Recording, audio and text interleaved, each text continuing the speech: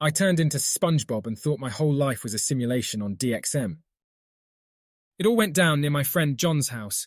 We both had been on hallucinogenic binges for around 2 weeks, so we were both feeling bold. I had done DXM with my other friend a few weeks prior. He had discovered it after his parents had caught him doing drugs and started drug testing him, so he had researched online what he could take without failing his test. I took 20 Wall-Tussin gel tablets, each 15 milligrams, that we had previously shoplifted. It was a strange feeling. I was slightly nauseous and felt drunk or even cross-faded and had a very euphoric body high while laying in my bed. Fast forward back to me and John searching for drugs and figuring that we would go to a drugstore near his house that was only a short distance away. This time I sadly do not remember the name of the brand, but I do remember that I had swallowed 1,200 milligrams of capsules. John had taken the same amount, but he had a notoriously weak stomach and vomited the pills up before he could feel the effects. I remember my stomach felt terrible, and it was extremely hard to walk. This paired with the inability to urinate and my smaller-than-average bladder made for an uncomfortable nighttime experience. When I woke up in the morning, I was disappointed and embarrassed with myself. I had wet John's bed. However, he knew of my bladder problems and was not upset. He just threw the pissy clothes and blankets in the wash and gave me a pair of his stepdad's cargo shorts, which I had looked ridiculous in. But it didn't matter since we had to go to a fair with his family, which I had agreed to, so I couldn't back down. I was slurring my words in front of John's parents. I felt so brain-fried and stupid, especially when I had stumbled everywhere I walked.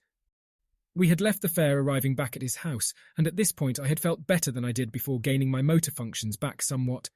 We had decided we would hang out with our friend Jane, who had live resin dabs. We had decided to meet at the park. We all walked from the park we had met to a park that we knew had less people due to its smaller size. Jane had forgotten something and had to go back to the original park. She was letting us smoke a bit without her. Me and John loaded Jane's rig with a dab for him. We used the bottom of the plastic dab container to cover the nail. This seems to work fine until we get to me, in which the plastic container melted and the nail pipe broke off right after I had hit a huge dab.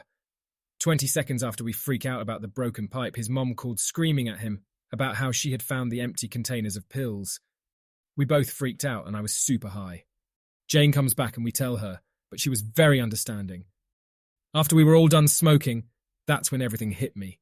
I hallucinated that John was Patrick, I was Spongebob, and Jane was Squidward. I also had believed that the weed we smoked was crack because of this, and had ended up kicking John out of fear. Before I kicked him, they thought I had been making some kind of weird joke. John asked me repeatedly if I was okay, but all I said was Angry Bird ice cone crack. And when he said the phrase back to me, I hallucinated that the world melted away and my reality shattered. What I saw was an infinite version of a man grabbing his chest, falling over and eating grass. I thought I had no clipped into purgatory. Then it cut to what I could only describe as the Badlands, from the game Minecraft. Finally, it cut to an entity taking a headset off of me, and that's when I woke up from the trip. Everything still looked cartoony, and I could see myself out of body. I still thought my reality was fabricated, and when I came through, I was crying my eyes out. I was convinced my family, my friends, my lover, and my whole world around me was made upon a simulated reality. I made John call my roommate who had been at our work the whole day, and when he answered I was screaming and crying that the life I lived was a simulation, which he also thought had to have been a joke, till I was conscious the next day. I don't even remember being picked up that day, but I guess I did. That's not even the worst part, though. I guess I must have just blanked. That the same day I was supposed to be getting my passport photo taken, which turned out great, being that I had looked like I'd been up for weeks. Fast forward a few days and my liver was out of order. I was mentally distraught. However, it's been months since the trip, and I'm still affected by it mentally. I'm not completely sure anything is real anymore. This was the worst trip I've ever had. Do not do this. I can't even have a proper acid trip after this. Just stick with what you know you can do. Do your research and treat substances for what they are.